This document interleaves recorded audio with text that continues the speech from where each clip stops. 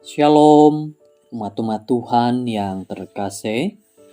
Selamat mengikuti kembali dalam belajar dan memahami Sekolah Sabat Harian. Tema utama tentang kematian, hampir mati, dan harapan masa depan. Rabu 12 Oktober. Orang mati tidak tahu apa-apa. Bacalah Ayub 3 ayat 11 sehingga 13, Mazmur 115 ayat 17, Mazmur 146 ayat 4, dan Pengkhotbah 9 ayat 5 dan 10. Apakah yang kita boleh pelajari dari petikan ayat ini mengenai keadaan manusia semasa kematian? Sesetengah pengulas Alkitab berpendapat bahwa petikan ini dalam Ayub 3 ayat 11 hingga 13, Mazmur 115 ayat 17 dan Mazmur 146 ayat 4 serta Pengkhotbah 9 ayat 5-10 yang ditulis dalam bahasa puitis tidak boleh digunakan untuk menentukan keadaan makhluk manusia semasa kematian. Memang, kadang-kadang puisi boleh menjadi samar-samar dan mudah disalahartikan, tetapi ini tidak boleh berlaku dengan ayat-ayat ini. Bahasa mereka jelas, dan konsep mereka adalah selaras sepenuhnya dengan keseluruhan ajaran Perjanjian Lama mengenai subjek ini. Pertama, dalam Ayub 3, Patriark itu menyesali kelahirannya sendiri karena semua penderitaan yang dialami.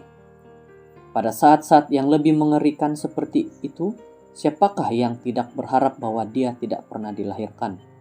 Dia menyadari bahwa jika dia mati semasa kelahirannya, dia akan tetap tidur dan berehat.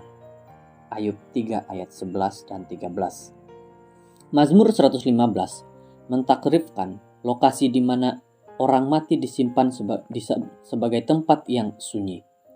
Karena orang mati tidak memuji Tuhan. Ayat 17. Hal tidak pun kedengaran seperti orang mati itu. Orang yang beriman dan yang memuji mati berada di surga dan sedang menyembah Tuhan.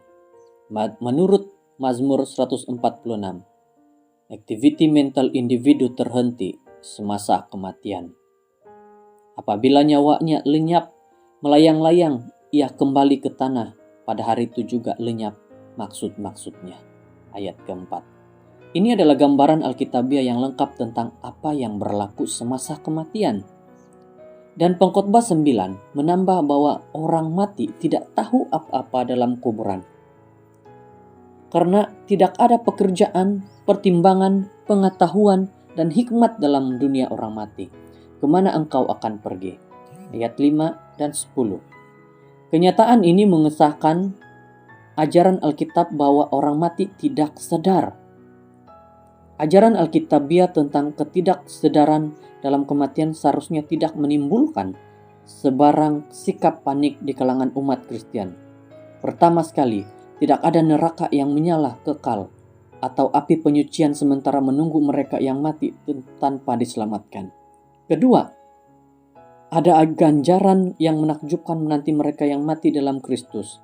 Tidak heranlah bahwa bagi umat percaya kematian itu hanyalah perkara kecil.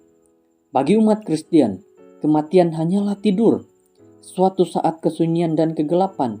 Kehidupan itu tersembunyi bersama Kristus di dalam Tuhan.